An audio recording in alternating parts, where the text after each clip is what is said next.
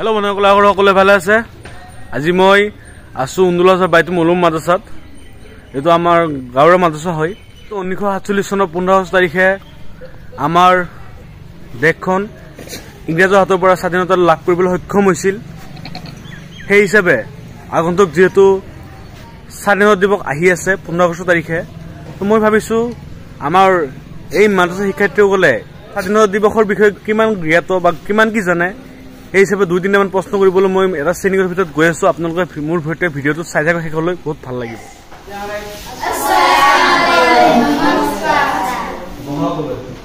সকলোৱে ভালে আছে নে? হয়। সকলোৱে ভালে আছা? হয়। আজি তোমালোকৰ ওচৰত অলপ ফুৰিবলৈ আহিলো। হয় হয়। সকলোৱে ভাত খাই আছে না সকলোৱে? হয়। পঢ়া শুনা ভালে চলি আছে সকলোৰে? হয়। তো আজি অলপ মই তোমালোকৰ ওচৰত কেইটামান প্ৰশ্ন লৈ আহিছো। হৈ গৈছে নেকি? নহয়। হৈ গৈছে? নহয়। সকলোৱে আমাৰ অসমীয়া ভাষা বাৰ ভালকে? হয়। সকলোৱে বাৰ অসমীয়া? হয়। মাতৃভাষাটো কি আমাৰ? অসমীয়া। অসমীয়া হয়নে নাই? হয়। ঠিক আছে, গুড। মই ভাবিছো মাছৰ অলপ অসমীয়া পাৰে নে অকল আৰবীয়ে পাৰে? হয়নে? হয়। সকলোৱে অসমীয়া পাৰা? হয়। তো আমাৰ ভাৰতবৰ্ষ প্ৰচলিত সকলোৱে বন্ধু শুনিব, উত্তৰ দিবা কিন্তু। হয়। তো আমাৰ ভাৰতবৰ্ষত আগন্তুক কি দিৱস আহি আছে? স্বাধীনতা দিৱস। কি দিৱস আহি আছে? স্বাধীনতা দিৱস আছে। এই তাৰিখে স্বাধীনতা দিৱস? 15 আগষ্ট। 15 তাৰিখে কি দিৱস হ'ব? স্বাধীনতা দিৱস। মানে তো গম পোৱা হয় নাই? হয়। তেতিয়াহ'লে কোৱাচোন আমাৰ দেশখন ইংৰাজৰ বা ব্ৰিটিছৰ হাতৰ পৰা কিমান চনত স্বাধীনতা লাভ কৰিছিল?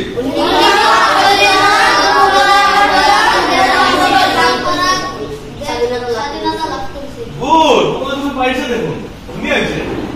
আমাৰ দেশখন ইংৰাজৰ হাতৰ পৰা 1948 চনৰ 15 তাৰিখে স্বাধীনতা লাভ কৰিছিল নাই? এই স্বাধীনতা লাভ কৰাৰ আগত কিন্তু বহুত কাহিনী আছে ন? বেলেগ কাহিনীবোৰ আমাৰ দেশৰ সংগ্ৰামী নেতাসকলে বহুত কষ্ট কৰি বহুত দিন সংগ্ৰাম কৰি বহুতে নিজৰ জীৱন ত্যাগ কৰি হলেও আমাৰ দেশখন কি কৰিছে? বহুত বছৰ সংগ্ৰাম কৰি আমাৰ দেশখন ইংৰাজক বিদায় দি কিনে আমাৰ দেশখন কি স্বাধীনতা লাভ কৰিছে হয় নাই? ইংৰাজৰ পৰা 1948 চনৰ 15 তাৰিখে কি কৰিছিল? স্বাধীনতা আমি লাভ কৰিছো হয় নাই? এই স্বাধীনতা লাভ কৰাৰ কাৰণে আজি আমি ইয়াত ধুনীয়াকৈ বহিব পাৰিছো হয় নাই? যদি আজি আমি স্বাধীনতা লাভ নকৰিলো আজি কথা কি বেলেগৰ কি হব কি কৰিব লগীয়া হয়? ইংৰাজৰ গোলামী কৰিবলগীয়া হয় নাই? আজি আমি নিজৰ ইচ্ছা মতে বহি আছো নাই? সকলোৱে আমাৰ দেশৰ কথা ভাবিলে আমাৰ কি হয়? গাৰ নোমবোৰ থিয় হৈ যায় নে? ইমান আমাৰ দেশৰ সংগ্ৰামী নেতাসকলে, সংগ্ৰামী বীৰসকলে, সংগ্ৰামী মহাবীৰসকলে আমাৰ দেশৰ বাবে নিজৰ জীৱন ত্যাগ কৰি হলেও আমাৰ কি কৰিছে? আমাৰ দেশখন স্বাধীনতা লাভ কৰিছে হয় নাই? আমি তেওঁলোকৰ পঢ়া কৰিব লাগে নে নাই? আজি তেওঁলোকৰ বাবে আজি আমি এটা ধুনীয়াকৈ বহিব পাৰিছো নে? যদি আজি তেওঁলোকে যদি নিজৰ জীৱন ত্যাগ নকৰি লয়, যদি কি হব হবে মই কিয় মৰিম দেশৰ বাবে? আমাৰ দেশৰ স্বাধীনতা হবই নেকি? তো সকলো মানে তেওঁলোকে কি কৰিছে? নিজৰ কথা চিন্তা কৰা নাই। সকলোৱে তেওঁলোকে কাৰ কথা চিন্তা কৰিছে? আমাৰ সমগ্ৰ দেশৰ কথা চিন্তা কৰিছে। অকল নিজৰ কথা কেতিয়াও তেওঁলোকে কি কৰা নাই? চিন্তা কৰা নাই হয় নাই? সকলোৱে জানা নাই এইবোৰ? ভাল লাগে নাই এইবোৰ? বেয়া লাগে। কিমান মানুহক মানিছে আমাৰ ভাৰতবৰ্ষৰ ভাবিলে চকুত পানী আহি যায়। তেওঁলোকে নিজৰ জীৱন ত্যাগ কৰি হলেও কি কৰিছে? আমাৰ দেশখন ইংৰাজৰ হাতৰ পৰা কি কৰিছে? স্বাধীনতা লাভ কৰিছে। আৰু ঠিক 1947 চনৰ 15 তাৰিখে আমি কি কৰিছো? স্বাধীনতা লাভ কৰিছো হয় নাই? ইয়াৰ পিছতে কি হৈছে? 1948 চনৰ 26 জানুৱাৰী তাৰিখে আমাৰ দেশৰ সংবিধানখন বলবৎ কৰা হৈছে হয় নাই? আৰু সেই দিনটো হিচাপে আমি কি দিৱস পালন কৰি আছো? গণৰাজ্য দিৱস। 26 জানুৱাৰী তাৰিখে পালন কৰা হয় হয় নাই?